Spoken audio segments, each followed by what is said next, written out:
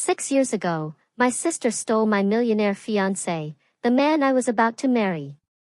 Now, at our mother's funeral, she showed up with him, flashing her diamond ring and saying, "Poor you, still alone at 38.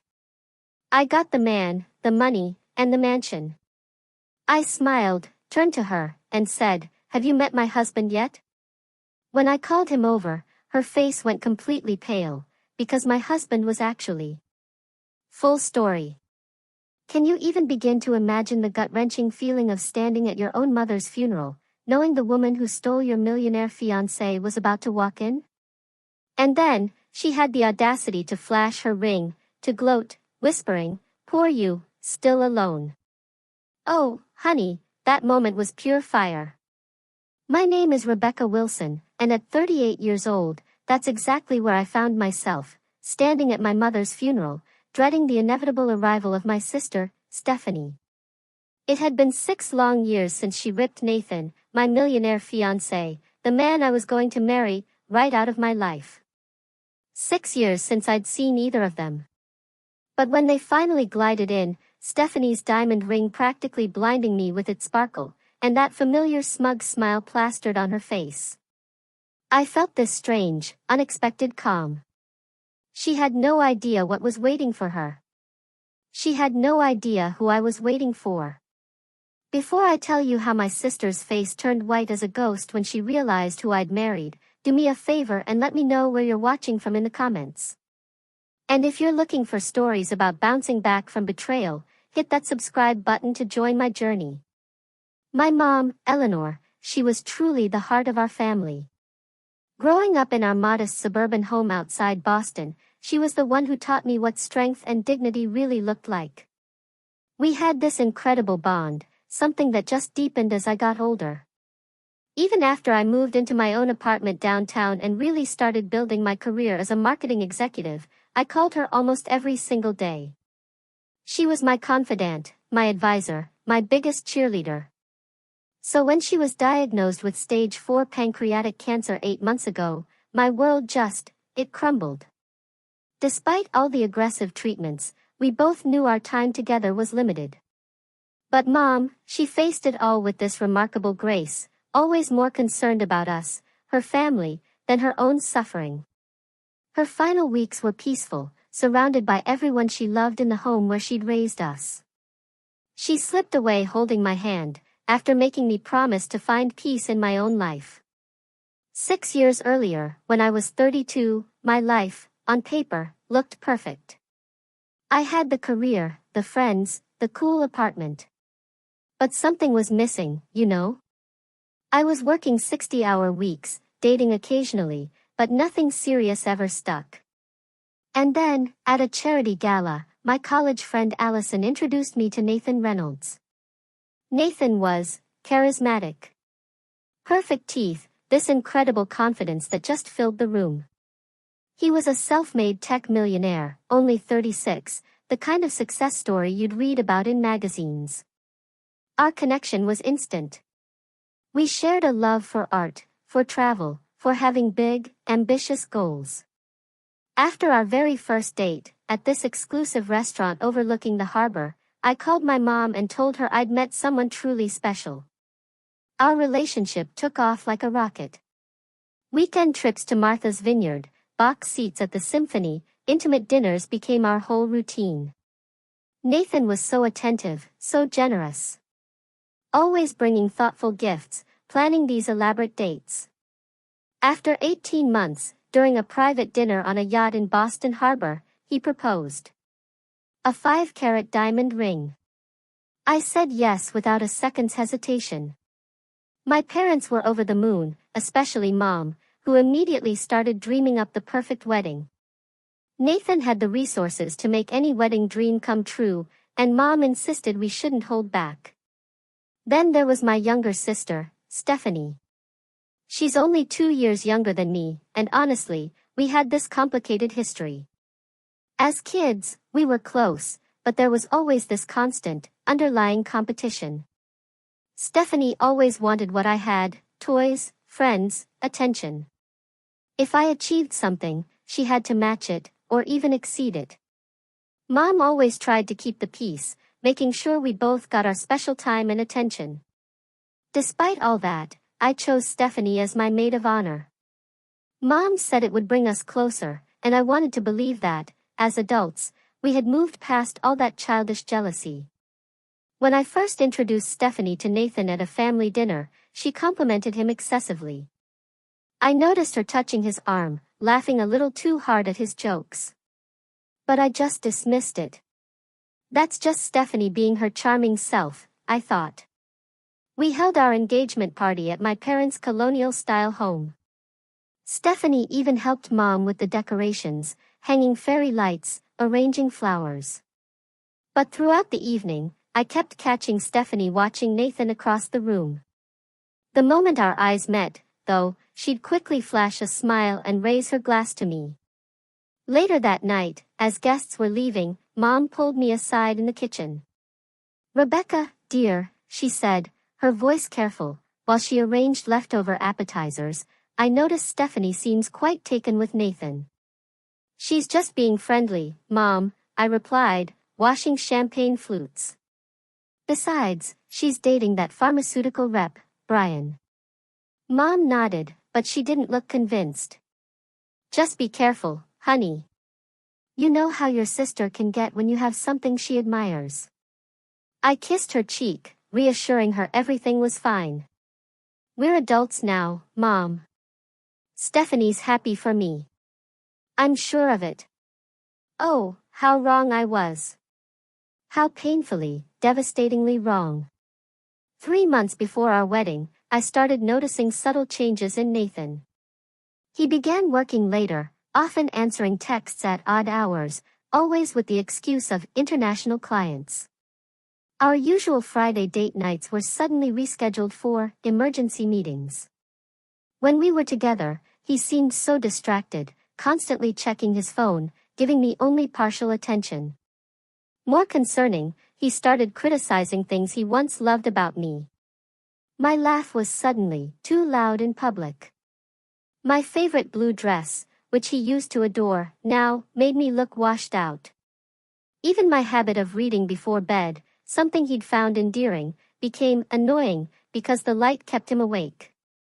Meanwhile, Stephanie started calling me more frequently, always with questions about wedding details. "I just want everything to be perfect for my big sister," she'd say. Even though Mom was handling most of the planning, Stephanie volunteered to help with vendor meetings I couldn't attend because of work. One Thursday evening, Nathan and I were having dinner at an upscale Italian restaurant downtown. He barely made eye contact, responding to my stories about work with one-word answers. When his phone buzzed for the 5th time, I just snapped. "Is there something more important happening elsewhere?" I asked, trying to keep my voice light, but my irritation was boiling. "Sorry, just work stuff," he muttered, putting his phone face down. You know how it is before a product launch. A few days later, while doing laundry, I noticed an unfamiliar perfume on Nathan's collar. It was floral and heavy, nothing like my subtle scent. When I confronted him, Nathan explained he'd been in meetings all day with a potential investor, Rebecca Mills, who apparently wore overpowering perfume and had hugged him goodbye. The explanation seemed plausible. I wanted to believe him. I called my friend Allison, pouring out my concerns over coffee the next morning. "Every relationship gets jittery before the wedding," Allison reassured me, stirring her latte. "Parker and I fought constantly the month before our wedding, and now we've been married 5 years. But that knot in my stomach wouldn't go away." Mom noticed my anxiety during our weekly lunch. "You seem distracted, sweetheart," she said, reaching across the table to touch my hand. "Wedding stress, or something else?" I forced a smile. "Just busy with the final arrangements, Mom. Everything's fine." But everything wasn't fine. I started trying harder, thinking maybe I'd been taking Nathan for granted. I booked a spa day, bought new lingerie, cooked his favorite meals. But the more I tried, the more distant he became. Then came the cake tasting appointment, one Nathan had been looking forward to for weeks. That morning, he called, claiming an unexpected meeting with investors. "Stephanie can go with you," he suggested. "She knows my preferences anyway." When I hung up, I felt sick.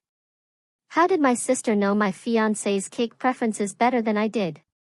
Still, I accepted her offer to join me. The next day, cleaning Nathan's car before a dinner party, I found an earring wedged between the passenger seat and center console. A dangling silver earring with a tiny sapphire. I recognized it immediately. It was Stephanie's. My sister had worn those exact earrings to my engagement party. They were a gift from our grandmother. When I showed Nathan the earring that evening, his face remained perfectly composed. "Oh, your sister must have dropped it when I gave her a ride to the florist last week," he said smoothly. "She mentioned losing an earring." "You never told me you drove Stephanie to the florist," I said, my voice barely above a whisper. "Didn't I?" It must have slipped my mind. It wasn't important. When I called Stephanie, her explanation matched his perfectly. Too perfectly. "Oh, thank goodness," she chirped. "I've been looking everywhere for that earring." Nathan was kind enough to drive me since my car was in the shop. That night, I couldn't sleep. Thoughts raced through my mind. Had they rehearsed their story? Was I just being paranoid? My weight started dropping from the stress, dark circles formed under my eyes. I even started seeing a therapist, without telling Nathan. 3 weeks before the wedding, Nathan suggested we postpone. "I'm worried about you, Rebecca. You're not yourself lately. Maybe we're rushing things." I broke down, begging him to tell me what was wrong, what I'd done, how I could fix it. He held me, assuring me everything was fine, but his eyes, they were just vacant. That night, I woke at 3 in the morning to find Nathan's side of the bed empty. From the hallway, I heard his hushed voice from the guest bedroom, "Not now. She'll hear us." I know. "Soon, I promise." The next day, I decided to surprise Nathan at his office with lunch. My father, Thomas, called as I was leaving my apartment. "Rebecca, are you eating properly? Your mother says you've lost too much weight. We're concerned." "I'm fine, Dad. Just pre-wedding jitters. I'm actually bringing Nathan lunch right now." "Good. That boy better be treating my daughter like a queen." If only he knew. The security guard at Nathan's building recognized me and waved me through with a smile. On the elevator ride to the 12th floor, I checked my reflection in the mirrored wall, trying to smooth the worry lines that had formed between my eyebrows. The lunch bag in my hand contained Nathan's favorite sandwich from the deli across from my office. When I reached the reception area, Nathan's secretary, Margot, looked up from her computer, her eyes widening with surprise. "Rebecca. We weren't expecting you today." Her gaze darted to Nathan's closed office door, then back to me. "Nathan is in a meeting right now." "That's okay," I said, lifting the lunch bag. "I just brought him lunch. I can wait." Margot stood quickly, practically blocking my path. "Actually, he specifically asked not to be disturbed. Perhaps I could let him know you're here." Something in her nervous manner just screamed suspicion to me. "Is he alone in there, Margot?" Her hesitation told me everything I needed to know. Before she could respond, I walked past her and pushed open Nathan's office door. The scene burned itself into my memory forever. Nathan leaning against his desk, his hands on my sister's waist, her arms wrapped around his neck, their lips locked in a passionate kiss. Neither of them noticed me at first, giving me several excruciating seconds to absorb every single detail. Stephanie's skirt pushed up, Nathan's tie loosened, the familiarity in their embrace that spoke of countless similar moments. When the door clicked shut behind me, they sprang apart. 3 faces frozen in a tableau of shock. "Rebecca." Nathan recovered first, straightening his tie. This isn't what it looks like. Stephanie didn't even try such a transparent lie. Instead, she lifted her chin defiantly. We didn't plan this. It just happened. The calm that washed over me was surprising. How long? I asked. Nathan glanced at Stephanie, then back at me. Rebecca, let's discuss this privately. How long? My voice remained steady, chillingly so. 4 months, Stephanie answered. Since the engagement party. 4 months. Nearly half our engagement. While I'd been selecting wedding invitations and choosing floral arrangements, they had been betraying me. Nathan moved behind his desk, physically distancing himself, as if preparing for a business negotiation. I didn't mean for this to happen, Rebecca. Sometimes feelings change. I was going to tell you after. After what? After the wedding? After our honeymoon? I was trying to find the right time. His voice had that practiced smoothness he used for difficult client meetings. The lunch bag dropped from my hand. A dull thud. I trusted you. Both of you. Stephanie at least had the decency to look uncomfortable. It just happened, Becca. We tried to fight it. Don't call me Becca. The childhood nickname felt like another violation. Nothing just happens for 4 months. You made choices. Every secret call, every lie, every time you looked me in the eye, knowing what you were doing. Nathan pressed the intercom button. Margot, please come in. Moments later, Margot appeared, pointedly avoiding my gaze. Please escort Rebecca out. She's upset. I'm escorting myself out, I said, my dignity somehow intact despite feeling utterly shattered inside. You deserve each other. In the elevator, the tears finally came. Hot, stinging tears. By the time I reached my car, I was struggling to breathe between sobs. The drive home remains a blur in my memory. I only remember calling my mother from my apartment, curled on the bathroom floor, unable to form coherent sentences through my crying. Mom and Dad arrived within the hour, using their emergency key when I couldn't bring myself to open the door. Mom just held me while I told them everything. Dad paced the living room, his face growing redder with each detail. I'll kill him, he muttered, hand over his heart. Both of them. Thomas, your blood pressure, Mom warned, though her own face showed equal fury. The next days passed in a haze of pain. Mom helped me call vendors to cancel wedding arrangements, while Dad handled the financial aspects. When I returned the engagement ring to Nathan's apartment, I left it with the doorman. I couldn't bear to see him. And guess what? I found Stephanie had already moved her things in. Most of her clothes were there, family photos arranged on shelves that once held mine. Nathan's email about dividing our shared assets was coldly efficient, even mentioning that Stephanie had helped him catalog my remaining belongings. The betrayal ran deeper than I initially realized. Through mutual friends, I learned they had been meeting secretly whenever I worked late or traveled for business.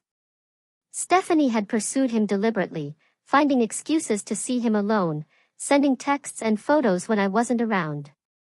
The scandal spread quickly through our social circle. Some friends sided with me, others with Nathan, citing his influence in the business community. Several even admitted they'd noticed flirtation between Nathan and Stephanie but hadn't wanted to get involved. Their cowardice stung almost as much as the betrayal itself. Mom became my lifeline during those dark months. She brought food when I couldn't eat, listened to my tearful rants, and stayed overnight when the loneliness became unbearable. She tried repeatedly to mediate between Stephanie and me, inviting us both to family dinners that inevitably ended in intense silence or bitter arguments. During one such dinner, Stephanie snapped after I refused to pass her the salt. You always got everything first, Rebecca. The grades, the job, the apartment. For once, I got something before you did. My fiancé wasn't a prize to be won, I replied, my voice shaking. He was the man I loved and trusted. Mom put her fork down. Stephanie Marie Thompson. Apologize to your sister right now. For what? Being honest? Nathan chose me. He loves me now. I stood, napkin thrown onto my plate. I can't do this anymore, Mom. I'm sorry. It was the last family dinner I attended with Stephanie present.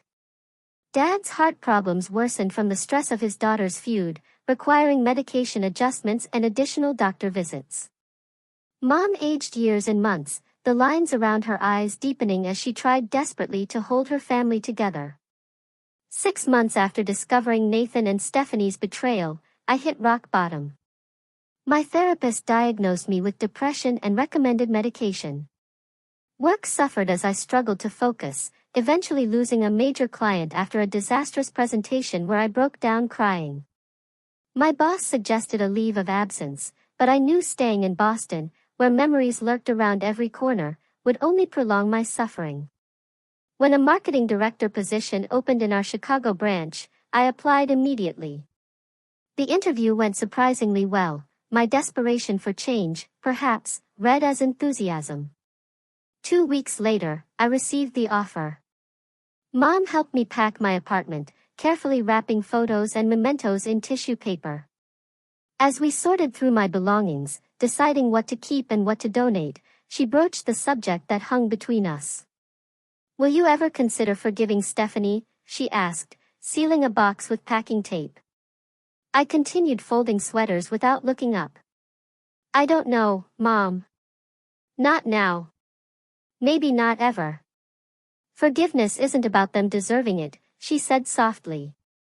It's about freeing yourself. I am freeing myself. I'm moving to Chicago. Mom sat beside me on the bed, taking my hands in hers. Running away isn't the same as healing, sweetheart. Tears filled my eyes. I need space to even begin to heal.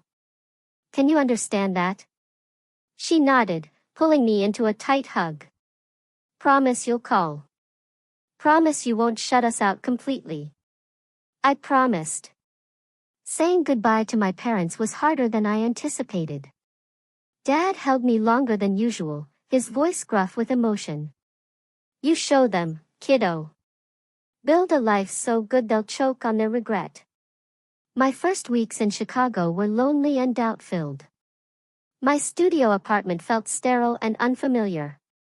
I worked long hours to avoid going home to empty rooms, eating takeout at my desk, and falling into bed exhausted each night.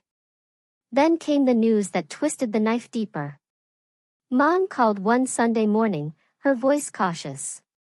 Rebecca, I feel you should hear this from me rather than social media. Stephanie and Nathan got married yesterday. The small civil ceremony had even been featured in Boston Magazine's society pages.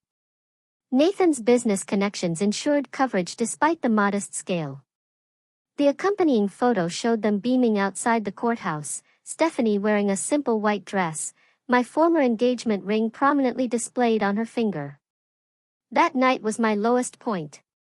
I drank an entire bottle of wine alone, scrolled through old photos of Nathan and me, and cried until my eyes swelled shut. I called in sick to work the next day, utterly unable to face the world. But something shifted during those dark hours alone. As morning light filtered through my blinds, I made a decision. This would be the last day I gave them power over my happiness. I deleted all photos of Nathan from my phone, blocked both him and Stephanie on social media, and took a long shower, imagining my pain washing away down the drain. At work, I threw myself into projects with renewed focus. My boss noticed the change, assigning me to more significant clients. I developed a reputation for creativity and dedication, earning respect in my new office. My first real Chicago friend was Madison Reynolds, our HR director, who invited me to join her book club. Through her, I met other women, slowly building a social circle. Madison frequently tried to set me up on dates, but I declined each offer. The thought of romantic vulnerability was still terrifying. 4 months into my Chicago life, I was sent to a technology conference in San Francisco to represent our company. On the second evening, I attended a business dinner with potential clients, seated next to Zachary Foster, a tech investor and entrepreneur who had recently relocated from Seattle. Zachary was different from Nathan in every way. Where Nathan had been flashy and charming, Zachary was understated and genuine. His quiet confidence and thoughtful questions drew people in without demanding attention. When he spoke about his work, his passion was evident, but never boastful. He asked for my card after dinner, and I gave it without expectation. To my surprise, he emailed the next morning, asking if I'd like to continue our conversation about digital marketing trends over coffee before the day's sessions. Over the next 3 months, Zachary and I maintained professional contact. He referred clients to my agency, and I introduced him to my Chicago business connections. Madison noticed our frequent work lunches and raised an eyebrow. He likes you, Rebecca. And not just professionally. We're just colleagues, I insisted. Colleagues don't look at each other the way he looks at you. Eventually, Zachary asked me to dinner at a restaurant unrelated to work. I panicked, almost canceling twice before forcing myself to go. 20 minutes into the date, discussing our favorite books, I had a full-blown panic attack. My hands shook, breathing became difficult, and tears welled in my eyes. Instead of being embarrassed or annoyed, Zachary moved to sit beside me, speaking calmly until my breathing normalized. He drove me home without pressure or questions. The next day, flowers arrived at my office with a note, no pressure, no expectations. Just hoping you're feeling better. Zachary. That evening, I called him and shared everything about Nathan and Stephanie.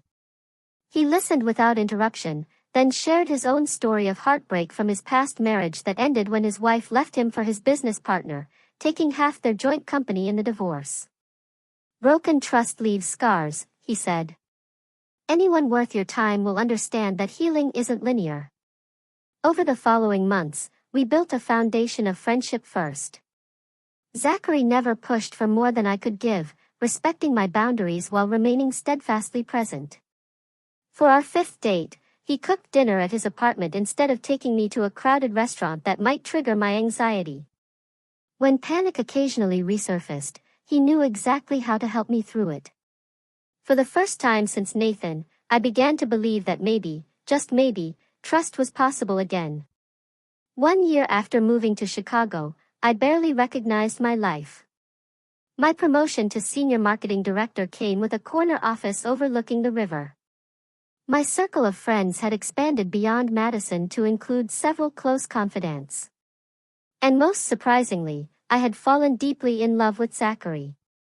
Unlike Nathan's flashy courtship, Zachary's love manifested in consistent, thoughtful ways. He remembered small details, like how I preferred oat milk in my coffee or which true crime podcasts I followed. He respected my independence while offering unwavering support. Most importantly, he never compared me to anyone else or tried to change me. I met Zachary's sister, Caroline, during her visit from Portland. We connected immediately, exchanging numbers and developing our own friendship independent of Zachary. She told me stories of their childhood in Seattle, painting a picture of the boy who became the man I was growing to love. My relationship with my parents continued from a distance. I called Mom weekly, carefully steering conversations away from Stephanie. Dad occasionally joined these calls, his gruff voice softening when telling me how proud he was of my fresh start. I visited twice that year, timing my trips when I knew Stephanie and Nathan would be away. Mom provided occasional updates about them. Their marriage appeared perfect on social media, Stephanie posting photos of luxury vacations and charity galas. According to Mom, they had purchased a large house in Beacon Hill and were renovating extensively. Stephanie asks about you sometimes, Mom mentioned during one call. What do you tell her? I asked, stirring pasta sauce on my stove. That you're doing well, that you're building a new life. Does she ever express regret? Mom sighed in her way. She gets quiet when your name comes up. My therapy continued in Chicago, my new therapist helping me process the betrayal and build healthier relationship patterns. I learned to recognize my triggers and communicate boundaries effectively.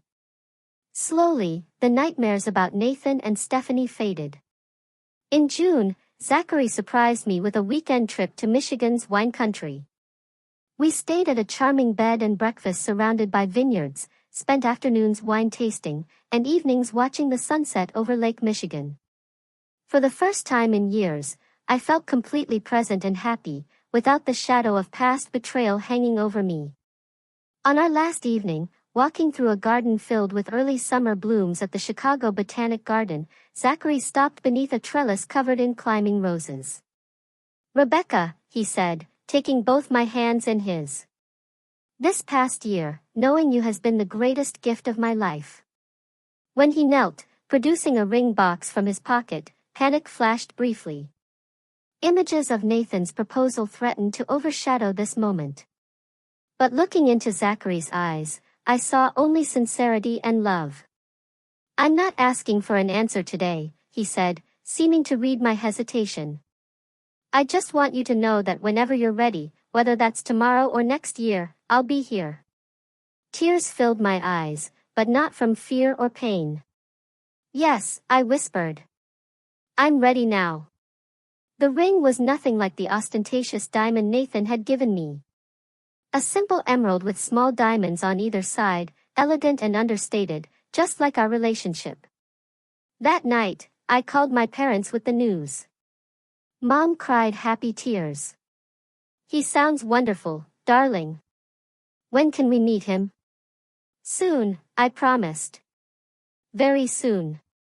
We planned a small wedding, only 30 guests, at a historic Chicago venue. At Mom's urging, I sent Stephanie an invitation, more as a gesture toward healing than an expectation of attendance. Her response came via email, brief and cold. "Congratulations on your engagement. Unfortunately, Nathan and I have prior commitments on that date. Best wishes for your future." Mom was disappointed but unsurprised. "Give her time, Rebecca. This is progress compared to where you both were." Our wedding day arrived, intimate and joyful, with my parents, new friends, and Zachary's family in attendance. Dad walked me down the aisle, whispering, "I haven't seen you this happy in years, kiddo." Zachary's vows acknowledged our journey. "Rebecca, I promise to remember that love is both strong and fragile, requiring care and commitment every day. I promise to be worthy of the trust you've given me, knowing how precious and hard-won that gift is." We built our life together in Chicago, buying a brownstone that we renovated. My career continued advancing, eventually leading to a vice president position. Zachary's investment firm grew, focusing on supporting women-led tech startups. During a dinner with business associates, I learned something that connected past to present. A venture capitalist mentioned working with Nathan years earlier. "Reynolds?" "Yeah, he and Foster had quite the rivalry in the angel investing space about 7 years back. Foster backed the right startup. Reynolds backed the competitor. Foster's pick got acquired for millions. Reynolds went bankrupt." Later that night, I asked Zachary about this connection.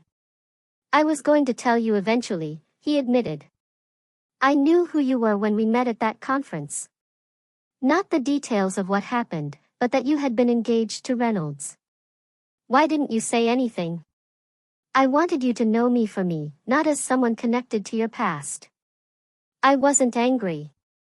Somehow, the cosmic symmetry felt right. 2 years into our marriage, we began trying for a baby. Months passed without success, leading to fertility specialists and difficult conversations. Through disappointments and medical procedures, Zachary remained my rock, holding me through tears and reminding me that family comes in many forms. Then came the devastating call about Mom's cancer diagnosis. Zachary and I flew to Boston immediately, meeting with oncologists and helping my parents navigate treatment options. Mom put on a brave face, but the cancer was aggressive and had already spread. I took a leave from work to care for her, moving temporarily back to my childhood home. Zachary flew in every weekend, supporting both me and my increasingly frail father. In her final weeks, Mom and I had precious conversations about life, love, and family. One evening, as I adjusted her pillows, she broached the subject of Stephanie. "I wish you girls could find peace with each other," she said, her voice weak but determined. "Life is too short for such distance between sisters." "I know, Mom," I replied, swallowing back tears. "Promise me you'll try, Rebecca. Not for her, but for yourself, and maybe a little bit for your old mother." I promised, not knowing if I could keep it, but wanting to give her peace. Mom passed peacefully 3 days later. Zachary, Dad, and I were at her bedside. I called Stephanie immediately, the first direct communication we'd had in years. "Mom's gone," I said when she answered. Her sharp intake of breath was the only sound for several seconds. "I'll be there in an hour," she finally replied, her voice breaking. We met at our parents' house, hugging briefly and awkwardly before turning our attention to Dad and funeral arrangements. The real test would come at the funeral itself, where years of hurt and anger would collide with fresh grief and Mom's final wish. The morning of Mom's funeral dawned gray and drizzly, perfectly fitting the somber occasion. I stood before the mirror in my childhood bedroom, adjusting my black dress and wondering how I would survive the day. Zachary appeared behind me, handsome in his dark suit, placing his hands gently on my shoulders. "I'm right beside you today," he said, meeting my eyes in the reflection. "Whatever happens." Downstairs, Dad sat at the kitchen table, staring blankly at his untouched coffee. The past week had hollowed him out, his tall frame suddenly stooped with grief. At 72, he seemed to have aged a decade since Mom's diagnosis. "Ready, Dad?" I asked softly, touching his shoulder. He nodded, rising slowly. "Eleanor always said funerals aren't for the dead, they're for the living." Never understood that until now. The funeral home was already filling with extended family and friends when we arrived. I stayed close to Dad, greeting people with mechanical smiles and accepting condolences from faces I barely recognized. Cousins from California, Mom's college roommate, neighbors from throughout my parents' 40 years in their home. "You look just like Eleanor at your age," my great-aunt Patricia said, patting my cheek. "She would be proud of the woman you've become." "How have you been, dear?" asked Mom's friend Judith. "Eleanor mentioned you moved away." "Chicago, was it?" "Yes, almost 5 years now," I replied, not adding that my sister's betrayal had prompted the move. As I guided Dad to his seat in the front row, Zachary at his other side, a murmur rippled through the gathering. I turned to see Stephanie and Nathan entering, their appearance causing heads to turn and whispers to spread. Stephanie wore an expensive black dress that highlighted her slender figure, diamond earrings catching the light. Nathan looked uncomfortable in his perfectly tailored suit, his arm around my sister's waist in a show of support. Her left hand rested prominently on her purse, the massive diamond engagement ring and wedding band impossible to miss. Dad stiffened beside me. "Thomas, breathe," I whispered, concerned about his heart. They made their way forward, stopping to speak with various attendees. I kept my eyes front, focusing on the large photo of Mom displayed beside her closed casket, her warm smile easing some of my anxiety. Eventually, they reached the front. Stephanie embraced Dad, who returned the hug stiffly. Nathan shook his hand, receiving only a curt nod in response. "Rebecca," Stephanie said, turning to me with an expression I couldn't quite read. "It's been a long time." "Yes," I replied simply, not trusting myself with more words. Nathan nodded awkwardly. "Sorry for your loss." Zachary had stepped away to speak with the funeral director, leaving me momentarily alone with them. Stephanie seized the opportunity. "I need to speak with you privately," she said, gesturing toward a side room. Against my better judgment, I followed her, wanting to avoid a scene at Mom's funeral. The small room contained only a few chairs and a box of tissues, clearly designated for mourners needing private moments. Stephanie closed the door behind us. Up close, I noticed fine lines around her eyes that her expensive makeup couldn't quite conceal. "You look thin," she remarked, her gaze assessing me critically. "Grief does that," I replied flatly. She fiddled with her ring, twisting it around her finger. "Nathan and I bought a summer house on Cape Cod last month. 8 bedrooms, private beach access." I remained silent, wondering why she felt compelled to share this information. "We're considering starting a family soon," she continued. "Nathan's company just acquired 2 startups, and we're renovating the 3rd floor for a nursery." "Congratulations," I said, my voice devoid of emotion. "Is there something specific you wanted to discuss about the funeral arrangements?" Her smile turned sharp. "I just thought you might want to know how well we're doing." "Poor you, still alone at 38. I got the man, the money, and the mansion." The familiar pain flared briefly, then subsided. 6 years ago, her words would have devastated me. Today, they seemed pathetic and desperate. I smiled genuinely. "Have you met my husband yet?" Her expression faltered. "Husband?" "Zachary." I called, opening the door to find him waiting nearby. "Come meet my sister." As Zachary entered the room, Nathan appeared behind him, clearly having been watching our interaction. When the men made eye contact, Nathan's face drained of color. "Foster," he said, his confident demeanor cracking. "Reynolds." Zachary's tone remained professional but cool.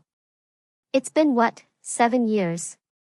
Not since Macintosh acquired Initech instead of your client CompuServe, right?" Nathan swallowed visibly. "You two are married?"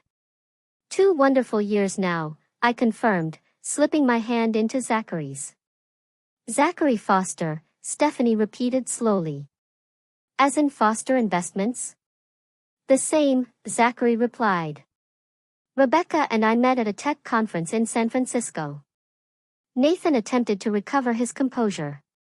"Foster, we should catch up sometime. I've been meaning to reach out about potential collaborations." "My schedule's quite full," Zachary replied pleasantly but firmly.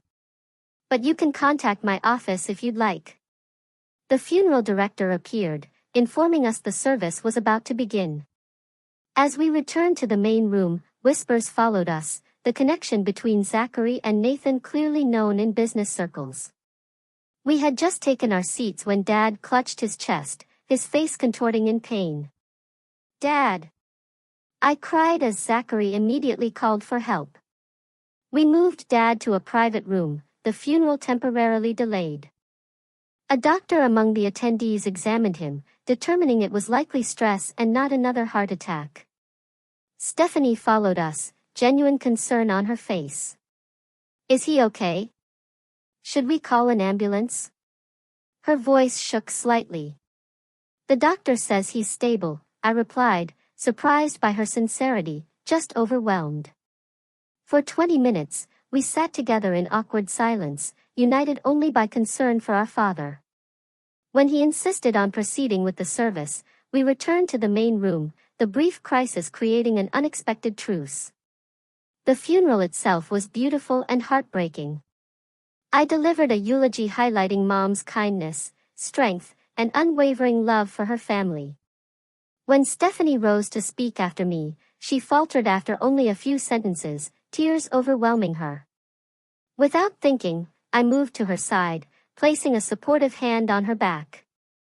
"It's okay," I whispered. "Take your time."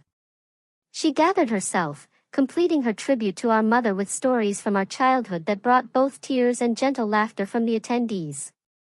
At the cemetery, rain fell softly as we laid Mom to rest. I noticed Nathan standing apart from the main group, checking his watch repeatedly. Stephanie remained by Dad's side, her earlier bravado replaced by genuine grief. The reception at my parents' house was crowded with well-wishers bringing casseroles and sharing memories. Nathan drank heavily, his discomfort evident as several business associates engaged Zachary in animated conversation.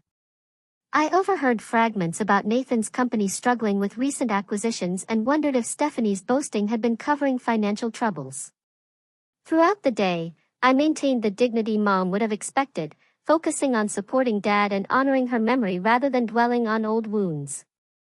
As guests began departing, I caught Stephanie watching me from across the room, her expression unreadable but somehow softer than before. The day after the funeral, Zachary needed to return to Chicago for an important board meeting. "Are you sure you'll be okay if I go?" he asked, packing his overnight bag. "I can reschedule." "Dad needs help sorting through Mom's things," I explained. "I should stay a few more days." "I'll be fine." After seeing Zachary off at the airport, I returned to my parents' house to find Dad sitting in Mom's garden, a photo album open on his lap. "She labeled everything," he said, showing me Mom's neat handwriting beneath each photo. "Said, someday we'd appreciate knowing who was who." That afternoon, I began the painful task of sorting through Mom's closet. Each dress held memories. The blue one from my college graduation, the floral print she wore to Sunday brunches, the elegant gray she'd chosen for my engagement party. I found myself talking to her as I worked, telling her about my life in Chicago, my work, my happiness with Zachary. In her bedside drawer, I discovered a journal bound in soft leather. Inside, Mom had written periodic entries over the past decade. Many mentioned her daughters, her hopes for our reconciliation, her sadness at the rift between us. The final entry, dated just 2 weeks before her death, read, "My greatest regret is leaving with my girls still estranged. Eleanor always fixed things, but I couldn't fix this. I pray they find their way back to each other somehow." The doorbell rang as I wiped away tears. Through the front window, I saw Stephanie standing alone on the porch. No sign of Nathan's car in the driveway. Dad had gone to his brother's house for dinner, leaving me to face my sister alone. I opened the door, uncertain what to expect. "Hi," she said simply. "Can I come in?" In the kitchen, I made coffee while Stephanie sat silently at the table. She looked different without Nathan beside her, smaller somehow, less artificially composed. "Where's Nathan?" I finally asked, placing a mug before her. "At home. He doesn't know I'm here." She wrapped her hands around the mug, but didn't drink. The silence stretched between us. Years of unspoken words, creating an almost physical barrier. "I'm sorry about yesterday," she finally said. "What I said in that room at the funeral home, it was cruel and completely inappropriate." I nodded, acknowledging her apology without immediately accepting it. "I saw Mom's journal," she continued. "Dad showed it to me last night. Her last wish was for us to reconcile." "I found it, too," I replied. "But reconciliation requires more than just proximity, Stephanie. It needs honesty." She looked up, tears filling her eyes. "You want honesty? Here's honesty. I'm miserable, Rebecca. Have been almost since the beginning." The dam broke then, words pouring out between sobs. Nathan had changed shortly after their wedding, becoming controlling and critical. His business had been struggling for years. Each new acquisition was just an attempt to save a sinking ship. The houses, the cars, the vacations were all leveraged on mounting debt. Their marriage was a carefully constructed facade maintained for business connections and social standing. "He monitors my spending, checks my phone, questions my every movement," she admitted. "The Nathan you knew doesn't exist anymore." "Maybe he never did." "Why stay?" I asked. "Shame," she answered immediately. How could I admit what I'd done to you? Destroyed our family for something that turned out to be a mirage? And then there's the prenup. I leave with nothing. I pushed Mom's journal across the table. Read the rest of her entries. As Stephanie read, fresh tears flowed. She looked up eventually, face raw with emotion. She knew. She saw through everything. Mom always did, I agreed. I've hated myself for years, Stephanie whispered. Every time Mom mentioned you, every accomplishment of yours she proudly shared, I felt the weight of what I'd done. I'm planning to leave him, Rebecca. I've been secretly consulting a lawyer. My feelings were complicated. Vindication mixed with unexpected compassion. The sister who had caused me such pain was suffering consequences I wouldn't have wished on anyone. I don't expect forgiveness, she continued. I don't deserve it. But I needed you to know the truth before I blow up my life again. We spent the next hours looking through Mom's belongings together, sharing memories both painful and precious. Stephanie recalled Mom teaching us to bake cookies, how she never mixed the separate batches because I liked chocolate chip and Stephanie preferred sugar cookies. Remember how she used to leave notes in our lunchboxes? Stephanie asked, smiling through tears. Different messages every day. I nodded. She never repeated one. We weren't instantly healed, the wounds too deep for immediate closure. But as evening fell, something had shifted between us. Mom's love creating a fragile bridge across years of hurt. What will you do? I asked, as Stephanie prepared to leave. File for divorce when my lawyer says the timing is right. Rent a small apartment. Start over. She paused at the door. What about you? Will you go back to Chicago? Yes, my life is there now, with Zachary. You seemed happy, she said, a statement rather than a question. I am truly happy. I'm glad one of us should be. We hugged briefly, awkwardly, before she left. It wasn't forgiveness, not yet. But it was a beginning. Back in Chicago, I settled into life with Zachary, our brownstone, and my rewarding career. 6 months after Mom's funeral, I discovered I was pregnant after years of trying.